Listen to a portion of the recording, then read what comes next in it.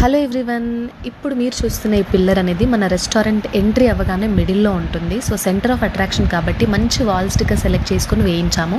ఆది ఒకసారి అనుకోకుండా కొంచెం లాగింది, దాంతో మొత్తం ఊడిపోయింది. ఏం చేయాలా అని బాగా ఆలోచించి ఒక పేపర్ స్టిక్కర్ అనే ఐడియా అనేది నాకు వచ్చింది. సో దాంతో ఇలా అయితే స్టార్ట్ చేశాము.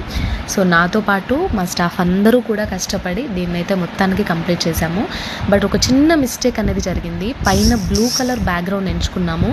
బట్ తీరా మొత్తం వేసిన తర్వాత స్టిక్కర్ మొత్తం తీసేస్తే బ్యాక్గ్రౌండ్లో బ్లూ ఉండడం వల్ల కంప్లీట్గా లుక్ అనేది పోయింది. సో మళ్ళీ వైట్ కోటింగ్ ప్రైమర్ వేసి పెయింటింగ్ వేసి మళ్ళీ స్టిక్కర్ వేశాను. సో నా వరకు నా హైట్ ఎంత ఉంటుందో అంతవరకు వేసి మిగతాది మా వాళ్ళ హెల్ప్ తీసుకొని కంప్లీట్ చేశాము. సో దీన్ని కంప్లీట్ చేయడానికి దాదాపు మాకు 2-3 డేస్ పట్టింది, ఎందుకంటే కంటిన్యూగా చేయలేం కదా. సో ఒక్కరోజు కొంత టైం తీసుకొని ఈ పిల్లర్ అనేది పెయింటింగ్ వేసాము. బట్ లాస్ట్లో అయితే నాకు ఇది చాలా బాగా నచ్చింది. చాలామంది అడిగారు కూడా బాగుంది అని చెప్పి.